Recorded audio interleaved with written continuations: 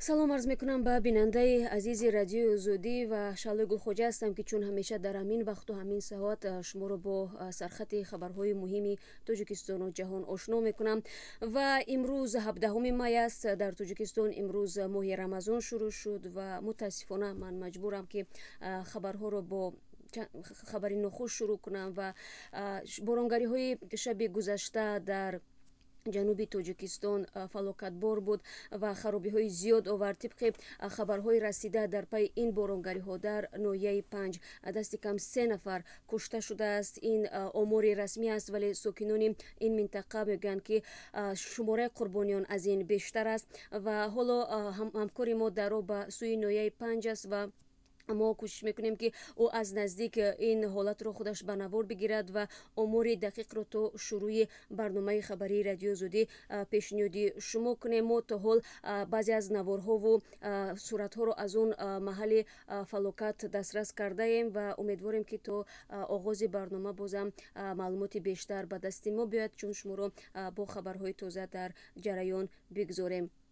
Дар орзуи Амрико дирӯз аллакай натиҷаҳои грин-карта барои Амрико барои соли 2019 маълум шуд. Аз Тоҷикистон ҳамасола тақрибан беш аз 500 нафар аз сокинон тариқи ин грин-карта ҳаққи кору зиндагӣ дар амрикоро пайдо мекунанд ва имсол низ садҳо нафар барои пайдо кардани ин ҳақ дархост фиристоданд.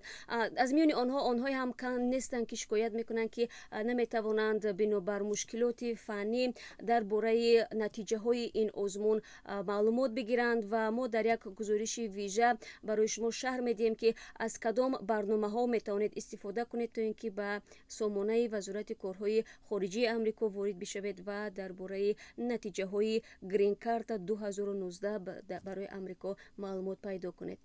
ва чун аз Амрико гуфтем, дирӯз Доналд Трамп раиси ҷумҳури Узбекистон Шавкат Мирзиёевро дар Кохи Сафед қабул кард ва ӯ ин мулоқотро барои худаш як мулоқоти фахрӣ гуфт ва гуфт, ки Шавкат Мирзиёев бисёр инсони боифтихор аст ва худи Доналд Трамп ҳам бо Шавкат Мирзиёев дар робита ба мавзӯъҳои зиёд суҳбат карданд ва ӯ Шавкат Мирзиёевро ба унвони марди соҳибэҳтиром ном бурд.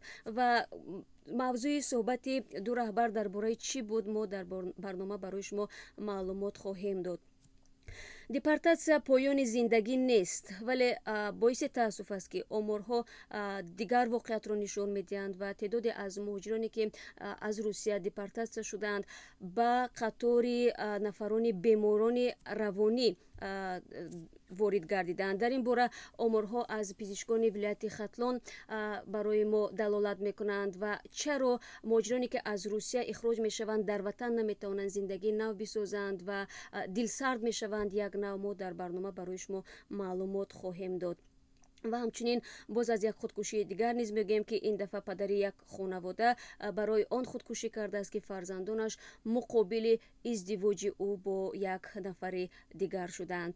хулоса бо мо биёед. Баъд аз тақрибан 3 соати дигар барномаи хабарии радиои озодиро ман Шалои Гулхоҷа пешниҳоди шумо мекунам. пахши мустақим мо дар Озоди видео, канали мо дар YouTube пешниҳоди шумо мешавад, ҳамчунин дар вебсайти расмии мо www.ozodi.org. албатта умедворем, ки то оғози барнома хабарҳои боз ҳам беҳтар ва хушҳолкунанда низ дастраси мо мешавад ва мо онро ба шумо ироа мекунем. мо шуморо дар барномаи хабарӣ мунтазирем.